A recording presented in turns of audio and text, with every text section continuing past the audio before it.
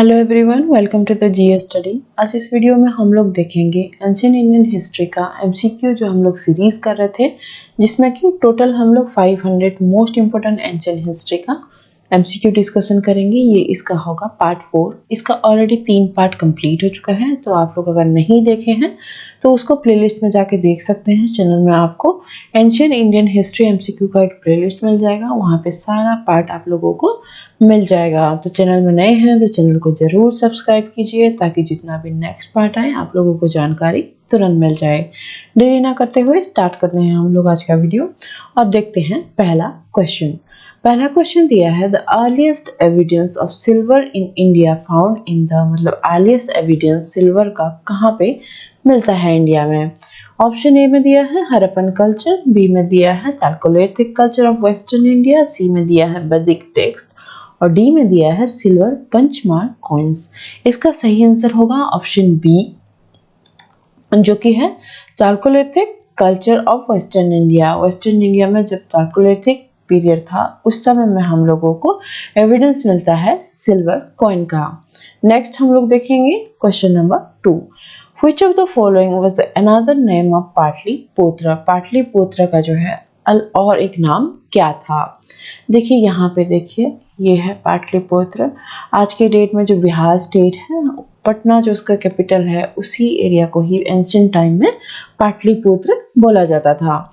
देख लेते हैं ऑप्शन क्या दिया है। ऑप्शन ए में दिया है पुरुषपुरा, बी में दिया है कुशीनगर, सी में दिया है कुसुमापुरा और डी में दिया है हुविश्कपुरा। इसका सही उत्तर हो जाएगा ऑप्शन सी, कुसुमपुर भी इसको बोला जाता था या फिर कुसुमापुरा इसको बोला जाता था। किसको? पाटलिपुत्र को। ये जो हम लोगों का मगध एम्पायर बना था, जब बहुत सारे ऐसे मगध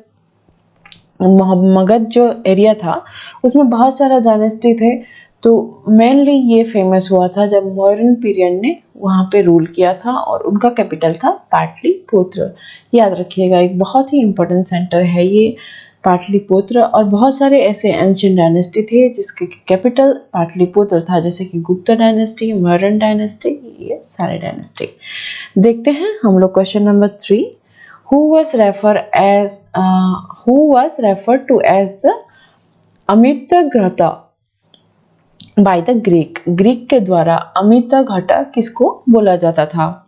ऑप्शन ए में दिया है चंद्रगुप्त मौर्य और बी में दिया है बिंबिसार, सी में दिया है बिंदुसार और डी में दिया है वासुदेव।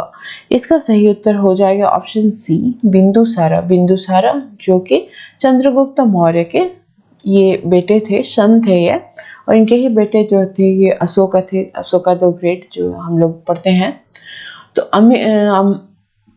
अमित्रघटा याद रखिएगा, बिंदुसारा को बोला जाता था ग्रीक के द्वारा। नेक्स्ट क्वेश्चन नंबर 4 हम लोग देखेंगे। पुष्यमित्र शुंग वाज स्टन्ड, पुष्यमित्र शुंग के कौन सा रिलीजन में बिलीव करते थे, ऐसे दिया है यहाँ पे। ए में दिया है बुद्धिस्ट, बी में दिया है जैन, सी में दिया है हिंदू और डी में दिया है एथिस्ट। एथिस्ट मतलब होता है जो कोई भी धर्म में विश्वास नहीं रखता है, मतलब कोई भी धर्म को वो नहीं मानता है, तो उसको एथिस्ट बोला जाता है। याद रखिएगा, इंग्लिश में भी आ सकता है आप लोगों का। ऑप्शन सी होगा इसका सही उत्तर। हिंदुइज्म में जो है बिलीव रखते थे वो, और कई टेक्स्ट में इनके ऊपर एलिगेशन भी है कि जो बुद्धिस्ट मॉन्क थे उनको जो है इन्होंने काफ़ी ज़्यादा परेशान किया था, ऐसा कुछ है, लेकिन प्रूव तो नहीं हो पाया है।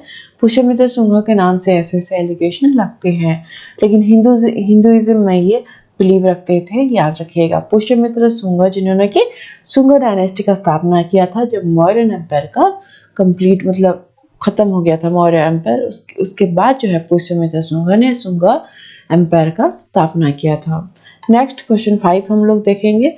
Which one of the following was initially the most powerful city state of India in the 6th century BC। महाजनपद का पीरियड है, तो 6th century BC में कौन सा सिटी स्टेट ज़्यादा फेमस था। देखिए, पहले तो जो है काशी है इसका आंसर। काशी बहुत ज़्यादा फेमस था, लेकिन धीरे धीरे क्या हुआ, मगध जो है सबसे पावरफुल एम्पायर के तौर पे उभर आया जब मौर्यन पीरियड आया, या फिर बहुत सारे ऐसे हरण्य के डायनेस्टी आया था। उस समय में क्या हुआ, मगध एम्पायर उस समय तक बहुत ज़्यादा ग्रोथ कर गया था, लेकिन उससे पहले काशी था। याद रखिएगा। नेक्स्ट हम लोग देखेंगे question number 6। The most powerful ruler of Chera were, Chera का जो है मोस्ट पावरफुल रूलर कौन था? इसका सही उत्तर हो जाएगा ऑप्शन सी, सेनुगुप्तम। याद रखिएगा, इसको अच्छे से याद रखिएगा, सेंगुतुवन। तो ये जो थे मोस्ट पावरफुल चेरा किंगडम थे जब साउथ इंडिया था। तो यहाँ पे जो है ये साउथ इंडिया का रफली एक मैप है। तो यहाँ पे जो है चेरा एम्पायर हुआ करता था, चेरा, चोला, पांड्या, ऐसे बहुत सारा एंशियंट। और हम लोगों का अशोक का जो पिलर है उसमें भी इसका जो है हम लोगों को एविडेंस मिलता है ये तीनों एम्पायर का। क्वेश्चन नंबर 7 हम लोग देखेंगे हम।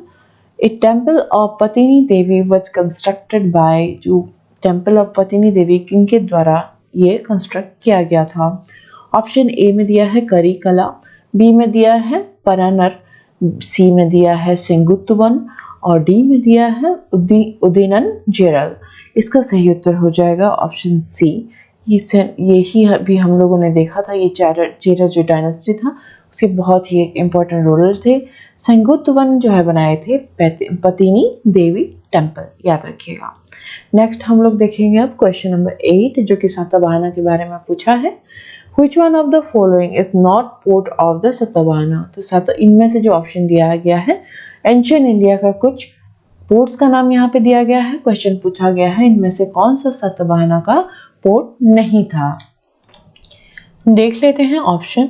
ऑप्शन ए में दिया है बरुकचा, बी में दिया है कल्याण, सी में दिया है सोप्रा और डी में दिया है पुहार। देखिए इसका सही आंसर हो जाएगा ऑप्शन डी। पुहार जो था ये सातवाहना का पोर्ट नहीं था। बाकी ये जो तीन दिया है, ये तीनों ए बी सी, ये बहुत ही इंपॉर्टेंट पोर्ट हुआ करता था सातवाहना का। तो याद रखिएगा पुहार जो था इसको भी कभी कभी पूछ लेता है। ये चोला डायनेस्टी का जो है था पोर्ट, याद रखिएगा। एंशियंट इंडिया में चोला डायनेस्टी था। चोला डायनेस्टी का ये बहुत ही पुहार जो है ये उसका पोर्ट था। और बाकी सोप्रा, कल्याण और बरुकचा ये याद रखिए सातवाहना डायनेस्टी का हुआ करता था पोर्ट। यहाँ पे देखिए मैप में थोड़ा देख लेते हैं। सातवाहना डायनेस्टी ये था, साउथ इंडिया में था, इनको आंध्रा भी बोला जाता है, आंध्रा डायनेस्टी। नेक्स्ट हम लोग देखेंगे Karikala was the centre of many legend found in, मतलब जो करिकला था ये कौन सा, ये लेजेंड कहाँ पे फाउंड होते हैं? तो याद रखिएगा इसका सही उत्तर हो जाएगा ऑप्शन बी, शिल्पा दीपकम। ये जो है शिल्पा दीपकम जो है एक बुक है, वहाँ का जो है एक सेंटर था, ये एक बहुत ही इम्पोर्टेंट सेंटर हुआ करता था और शिल्पा दीपकम ये में ये लिखा हुआ है। नेक्स्ट हम लोग देखेंगे क्वेश्चन नंबर 10। और कभी कभी याद रखिएगा ये जो 9 नंबर क्वेश्चन दिया था शिल्पा दीपकम का जो राइटर कौन है वो भी कभी कभी पूछ लेता है। तो याद रखिएगा इनको इलांगो आदिगल ने लिखा था, इलांगो आदिगल ने। और ये एंशियंट जो है टेक्स्ट है, काफ़ी इंपॉर्टेंट है, काफ़ी पूछा भी है ये, तो इसको जरूर याद रखिएगा। अब हम क्वेश्चन नंबर 10 की ओर चलते हैं। Sudarshana lake was constructed by, जो सुदर्शना लेक जो है वो किन्होंने कंस्ट्रक्ट करवाया था? ऑप्शन ए में दिया है नहापन्ना, बी में दिया है चन्ना और सी में दिया है रुद्रदमन वन और डी में दिया है हर्षा। तो इसका सही आंसर हो जाएगा ऑप्शन नंबर सी जो कि है रुद्र दमन वन। तो याद रखिएगा रुद्र दमन वन जो थे इन्होंने बनाया था सुदर्शना लेक। ये जो है जब मौर्य एम्पायर था, चंद्रगुप्त मौर्य के टाइम के एक गवर्नर हुआ करते थे ये, तो इन्होंने ही सुदर्शना लेक का गठन किया था। नेक्स्ट हम लोग देखेंगे question 11। The first ruler of the Satavahana was, अभी मैंने आप लोगों को दिखाया था मैप सातवाहना कहाँ पे रूल करते थे इंडिया में, तो उसका जो है फर्स्ट रूलर कौन था या फिर फाउंडर कौन थे ये पूछा है। ऑप्शन ए में दिया है सिमुका, बी में दिया है गोविंद, सी में दिया है श्री सतकर्णी और डी में दिया है नहापन्ना। ऑप्शन ए हो जाएगा इसका बिल्कुल सही आंसर। सिमुका जो थे इन्होंने ही फाउंड किया था सातवाहना डायनेस्टी का फाउंडर यही थे और फर्स्ट रूलर भी यही थे। नेक्स्ट हम लोग देखेंगे क्वेश्चन 12।